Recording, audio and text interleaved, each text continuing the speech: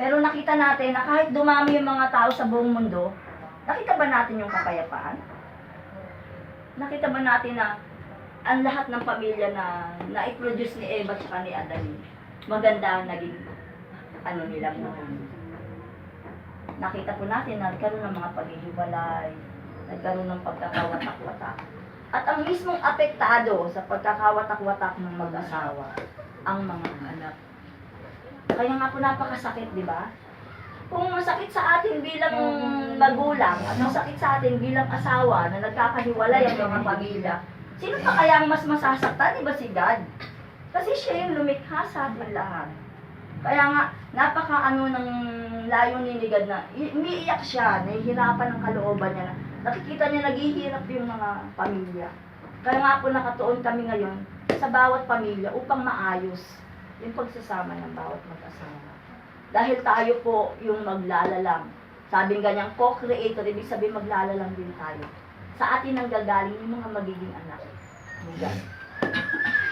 Kasama tayo din sa gumagawa ng mga anak ninyo. Kaya nga po, napakahalaga na bawat isa sa atin ay maging katulad din ni God. Hindi nga sinabing magiging God tayo, pero tayo ay katulad niya dahil mayroon din tayong gumawa ng tao. Pero dapat ang tao na gagawin natin, nakaugnay kay God. Pero dahil nga dun sa naging kasalanan, alam na naman ninyo, kaya po, itong kasalanan ito naging ugat. Ano po ba talaga itong pagkakasalang nangyari? Sa palagay nyo, ano pa nangyari? Bakit nagkaroon ng ganong kasalanan? Na lahat ng tao ay nagkasala. Meron po ba kayong mga medyo naiisip na dahilan?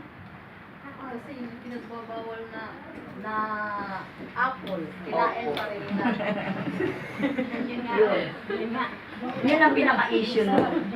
Pero kung titignan natin, sa pananaw, kung lilinawin natin yung pananaw natin, mansanas lang yan eh. Kung talagang literal na mansanas yan sa pangunawa natin lahat. Pero bakit yung mansanas na yan na naging dahilan upang ang lahat ng tao magkaroon ng kasalanan?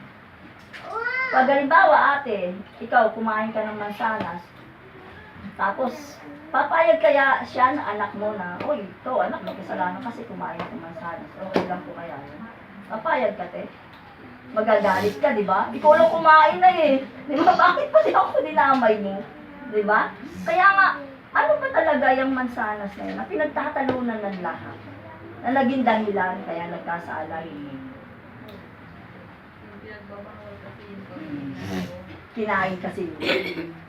Pero kung titignan natin, sa shortcut natin, nung nagkasala si Eva at si Adan, nung kinain nila yung mansanas, bago nila kinain yung mansanas, hubad-hubad sila. Di po ba? Hubad-hubad sila. Pero wala silang hiya. Hindi nila napansin yun na wala silang damit, wala silang pakialam. Walang malisya. Pero pansinin natin ang panahon ngayon. Pag naka-short ka, o kaya nakalabas yung cleavage mo. Diba? Ang tingin agad ng tao. Ano ba yan? Nasa ganyan tsura. Siguro pok-pok yan. Diba ganun agad ang nasa isip ng tao? Kasi bakit ito yung tinanim sa utak natin? Dahil dun sa kasalanan natin. Kung mapansin din natin, mula nung nagkasala si Eva at Adan, nakain nila yung mansanas na yun, nalaman nila na hubad sila. Diba? Sabi ni,